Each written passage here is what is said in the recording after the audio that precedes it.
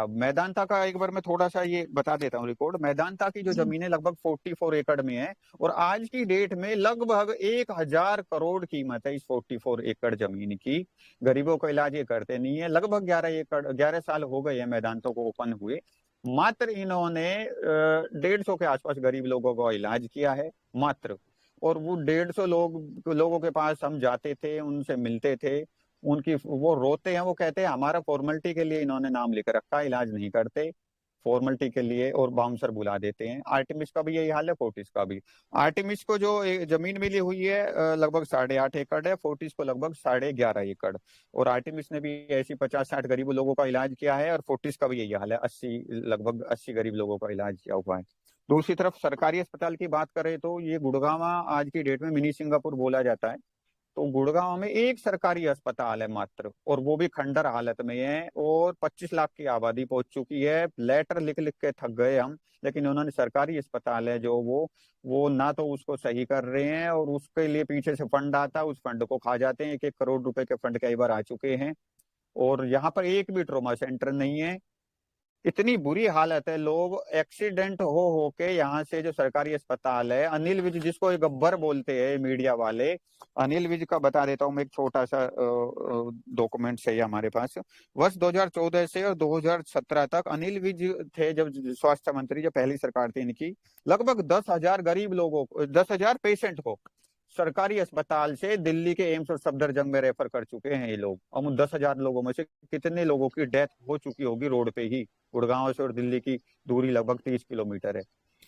तो ना तो ये सरकार आम जनता की है, और ना ये व्यवस्था, इन्होंने जनता का खून चूस रखा है। ये हमने धीरे धीरे धीरे जाना। पत्र हम भेज देते थे, लेकिन केंद्र सरकार के वहां से, वो राजीव भाई का भी एक लेक्चर मैंने सुना था, उन्होंने कहा था कि एक पत्र आ जाता है। ये ऐसा ही पत्र आया था हमारे पास भी, ये सेंट्रल गवर्नमेंट से, कि आपके जो शिकायत दी थी उस पर कार्रवाई जारी है, लेकिन कभी कुछ भी नहीं हुआ। सारे जितने भी एविडेंस थे वो यूं क्यों रखे रह गए। और रही कोर्ट की बात, कोर्ट में भी कार्रवाई करी थी। 1-2 और साथी हैं, उन्होंने पहले उसी दौरान कोर्ट में केस डाले थे, लेकिन कोर्ट का भी वही राजीव भाई वाली बात है। ये न्याय व्यवस्था है जो, ये वो न्याय व्यवस्था नहीं है जो भारत में होनी चाहिए थी। ये न्याय व्यवस्था अंग्रेजों की है, इसमें न्याय नहीं मिलता, तारीखें रख दी जाती है और कुछ नहीं होता। तो ये जी अस्पतालों का हाल है। और अब बात करते हैं इसकी, जो ये फिलहाल चल रहा है। जब मुझे मालूम हुआ था, ये जब पहले मोहित जी, लॉकडाउन में हुआ था। जी। मोहित जी, एक मिनट मैं आपको बीच में रुकना चाहूंगी। आप कैमरा ऑन कर लीजिए अपना एक बार। कैमरा ऑन है मेरा, जस्ट सेकंड।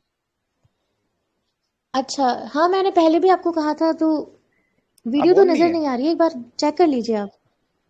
नहीं नहीं, मेरा ऑन तो नहीं ऑन। है। हाँ जी। जी जी जी। हाँ जी, अब दिखाई दे रहा है। तो मोहित जी, कुछ सामान्य से सवाल आपके सामने मैं रखना चाहूंगी, जिनके जवाब आपके माध्यम से जनता तक पहुंचेंगे। जी जी और चर्चा के इस दौर के बाद में प्रश्नोत्तरी भी होगी, जिसके अंदर कोई भी व्यक्ति अगर कुछ प्रश्न आपसे पूछना चाहेंगे या फिर कोई अगर कुछ बात कहना चाहेंगे तो वो कह जी पाएंगे। लेकिन जी अभी इस चर्चा के दौरान सभी लोगों के जो माइक हैं वो म्यूट रहेंगे, ताकि जी किसी जी भी तरह की कोई डिस्टरबेंस ना हो, बाद में अनम्यूट कर दिए जाएंगे। जी जी। हाँ जी। तो अभी मैं मोहित जी इसमें बारे में और बता देता हूँ जो अब चल रहा है फिलहाल, जी इसके जी। लिए जो कुछ डॉक्यूमेंट्स मोहित वगैरह जी, हैं। एक एक और मैं आपसे विनती करना चाहूंगी कि ये थोड़े से ऐसे शब्द हैं जिनका आप इस्तेमाल ना करें तो ठीक है ठीक अच्छा है रहेगा, ठीक है ठीक वरना है, समझ गया जी मैं। जी बोलिए। जी ठीक है। जी। हाँ जी। जी जी बोलिए। जब ये ड्रामा चला था, जो ये हुआ था, सारा पूरा देश बंद कर दिया गया था, उस दौरान हमने वो पुराने जो आरटीआई लगाया करते थे हॉस्पिटलों की, तो वो सब बंद कर दी थी हमने। क्योंकि राजीव भाई इस टीके को लेके, ये जो बूटी लगाई जाती है इसको लेके, राजीव भाई पहले से हमें अवेयर करते आ रहे थे। वो लेक्चर हमने काफी सुने, तो हम पहले से अवेयर थे, जागरूक थे इन चीजों को लेके। इनमें क्या क्या डाला गया है, क्या क्या होता है, उस चीज के लिए थोड़ी जानकारी थी हमें, ज्यादा नहीं थी, थोड़ी थी। तो इसको लेके जो हमने आरटीआई लगाई थी, इसमें जो डाटा आया था, हालांकि सभी साथियों के पास होंगे ऑलरेडी वो आरटीआई, जागरूक होंगे वो पहले से। तो इसमें fetal bovine सीरम की भी हमारे पास जानकारी आई थी, उसका भी डॉक्यूमेंट्स हैं। और किसी साथी, अगर नए साथी जुड़े हैं, उनको कोई डॉक्यूमेंट्स आरटीआई चाहिए, तो वो हमसे प्राप्त कर सकते हैं, या कीर्तिका जी से भी ले सकते हैं, हम इनको प्रोवाइड करा देंगे। तो इसमें एक तो होम्योपैथी और आयुर्वेद का जो इन्होंने क्लियर लिखा है, होम्योपैथी से भी ट्रीटमेंट करा सकते हैं, आयुर्वेद से भी करा सकते हैं। और आयुर्वेद कोई किसी भी प्रकार का टीका नहीं बनाता है, ये भी आरटीआई में दिया गया था। और लगभग 33,889 का इन्होंने दिया था डाटा 24 अगस्त 2021 को। 33,889 जो लोग हैं, उनको उनको जो ये हुए थे इसके दुष्प्रभाव, उसका डाटा आया था।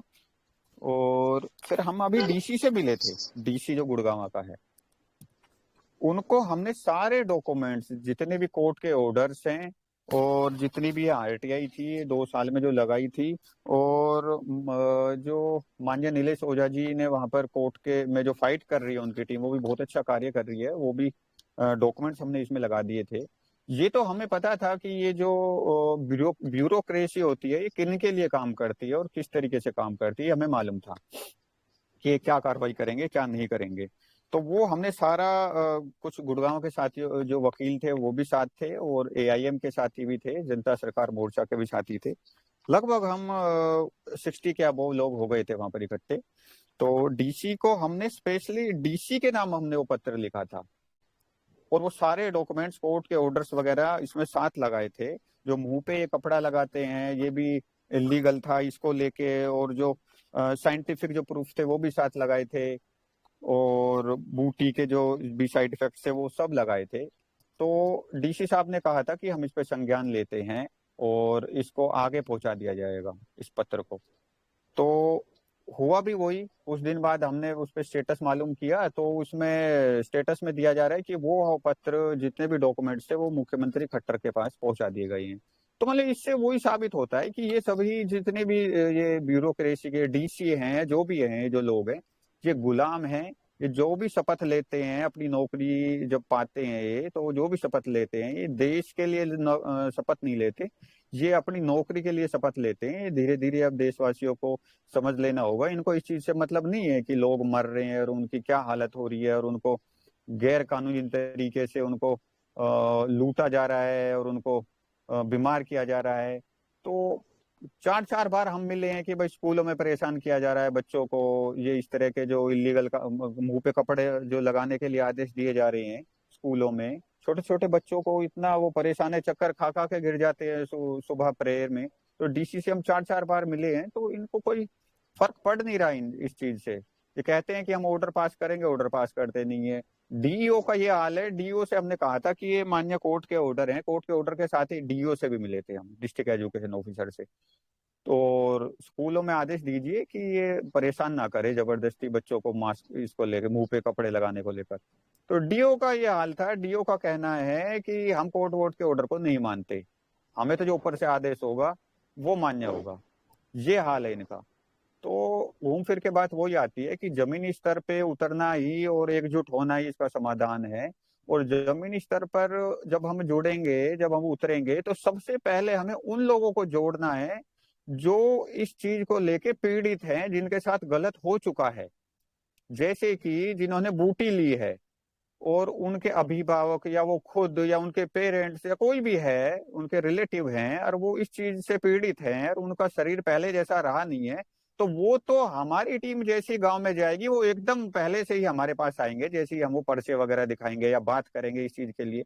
तो सबसे पहले पीड़ित को जोड़ना है। पीड़ित जैसे जुड़ते जाएंगे टीम हमारी बड़ी बनती जाएगी और मजबूत बनती जाएगी। तो इस तरीके से कुछ पैम्पलेट्स भी हम अभी पीडीएफ सर्कुलेट कर देंगे सोशल मीडिया पे, अभी प्रिंट कराने की तैयारी कर रहे हैं हम। अभी 2-3 दिन से ही जमीनी स्तर पे यहाँ गाँव में शुरू करने जा रहे हैं, टीम बन गई है यहाँ पर हमारी गुड़गांव में। तो गाँव में उतरेंगे हम, तो ये ध्यान रखना है कि जिन्होंने बूटी नहीं ली गाँवों में, एक तो उनसे मिलना है जब भी गाँव में जाएं, या शहरों में भी जाएं, जो भी है, गाँव से ज्यादा जागरूकता आएगी। शहरी जो लोग हैं वो कुछ ज्यादा ही पढ़े लिखे हैं और हमें मूर्ख समझते हैं। तो जिन्होंने बूटी नहीं ली है, ये अमृत बूटी नहीं ली है, एक तो उन लोगों की तलाश करनी है, गांव में पूछना है जाके कि वो लोग कौन है जिन्होंने बूटी नहीं ली। उनके फोन नंबर्स लेने हैं और उनसे बात करनी है और उनको बताना है कि आगे आगे कैसे कैसे क्या क्या होने जा रहा है, क्या ये कानून लाने की तैयारी कर रहे हैं। और जिनके ये दुष्प्रभाव हुए हैं वो लोग, ऐसे लोगों को फर्स्ट प्रायोरिटी देनी चाहिए हमें। टीम जो बनाएंगे उसमें जो उनको जोड़ना है और उनको अपने साथ रखना है। तो इस तरीके से जो टीम बनेगी वो मजबूत बनेगी। जो पीड़ित होता है ना, जिसके साथ गलत हो चुका होता है, जो वो कभी अपने दर्द को नहीं बेचता और वो देश के लिए लड़ने के लिए तैयार भी हो जाता है, जिसका एग्जाम्पल मैं खुद हूँ। तो इस तरीके से काम हमें साथियों को करना होगा। अब आप आगे बात बताइए।